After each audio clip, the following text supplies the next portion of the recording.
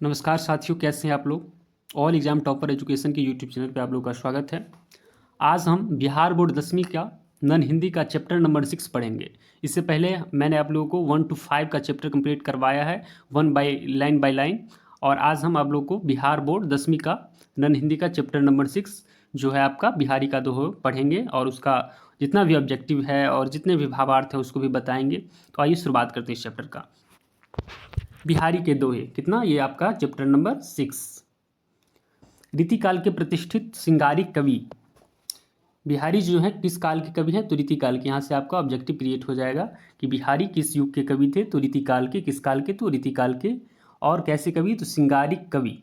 बिहारी के दोहे गागर में सागर। वैसे तो बिहारी प्रेम के कवि के रूप में प्रतिष्ठित हैं, पर उनके भक्ति और नीति परक दोहे को भी व्यापक लोकप्रियता मिली है। इस पाठ में उनके द्वारा रचित तीनों तरह के दोहे शामिल हैं। इस पाठ में हम बिहारी जी के तीनों दोहे, जैसे रीतिकाल का भी पढ़ेंगे, भक्ति काल का भी और नीतिपरक काल, तीनों जो हैं, सिंगारिक भी है, भक्ति भी है और नीतिपरक, तीनों दोहे इस चैप्टर में शामिल है। तो आइए शुरुआत करते हैं। पहला क्या है कि मेरी बाधा हरु राधा नागरी सोई, जातन की छाई परे श्यामु हरित दुति होई।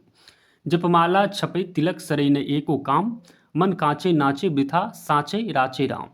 मतलब जपमाला छपई तिलक सरई ने एको काम, मतलब गले में माला धारण किए हैं, मस्तक पे चंदा भी लगाए हुए हैं, लेकिन काम कुछ ऐसा नहीं करता। मन जो है, मन में कहीं ना कहीं सच्चाई नहीं है। तो वृथा साचे रामो नाम, वो राम का नाम लेने से भी कुछ होने वाला नहीं है। बतरस लालच लाल की मुरली धरी लुकाई, सोहे करई बहु हनु हंसे देन कटे नहीं जाए। तो इसमें बिहारी जी ने कहा है कि दिखावा की दुनिया से हमें दूर रहना है, दिखावे की दुनिया में हमें नहीं जीना है। और आपका है कि जब वो सुधी कीजिए तब सुधी जाहि, आँखुनी आँखी लगी रहे आँखें लगत नाहि। और इसमें बिहारी जी भक्ति का ये दोहा है, और उसमें उन्होंने कहा है कि जब जब वो शुद्धि कीजिए तब तब शुद्धि जाहि, आँखुन लगी है आँखें लागते नाहि। और इसने भक्ति का ये दोहा है। और ईश्वर जब चाहते हैं वही होता है।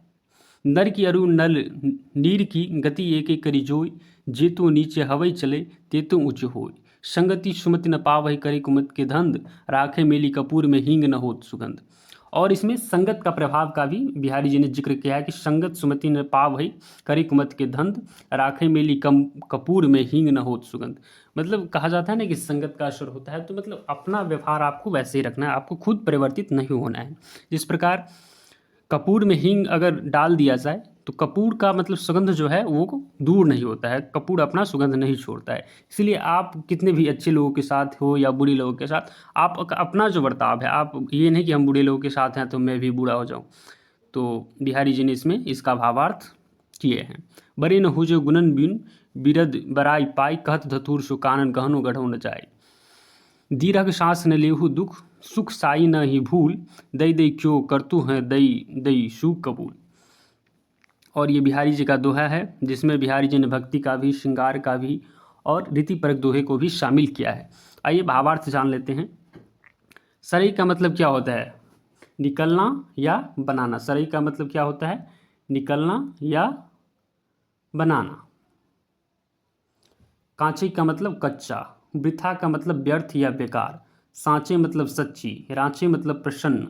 नर मतलब मनुष्य। और नीर मतलब पानी या जल। तो और आगे का है कि जेतु, जेतु मतलब जितना। तेतु मतलब उतना। धंध मतलब रोजगार या काम। कुमति मतलब खराब बुद्धि। गुणन मतलब गुण। बीनु मतलब बिना रहित। कनक मतलब सोना धतूरा। दीर्घ सांस मतलब लंबी सांस। साई मतलब स्वामी को। और काबुली मतलब शिकार करना। बतरस मतलब लालच। बतरस लालच मतलब बातचीत करने के आनंद के लोभ से। लाल मतलब कृष्ण। लुकाए मतलब छिपाकर। सोह मतलब शपथ। नहीं जाए मतलब मुकुर जाना। शुद्धि कीजिए मतलब स्मरण कीजिए। और शुद्धि का मतलब क्या होता है, चेतना। जाहि मतलब जाती रहती है। सुमति मतलब अच्छी बुद्धि। और इसका जो ऑब्जेक्टिव क्वेश्चन है उसको अगली वीडियो में हम करवाएंगे A to Z objective question जितने भी चैप्टर हैं उसको इस यूट्यूब चैनल पे मिल जाएगा, all exam topper education YouTube channel पे। तो अगर आप 10वीं और 12वीं के विद्यार्थी हैं तो हर सब्जेक्ट का इस चैप्टर पे 1 by 1 लाइन भी और जितने भी ऑब्जेक्टिव सब्जेक्टिव क्वेश्चन है वो सब मिल जाएंगे। तब तक के लिए आप लोगों को thank you so much, study करते रहिए। थैंक यू, जय हिंद।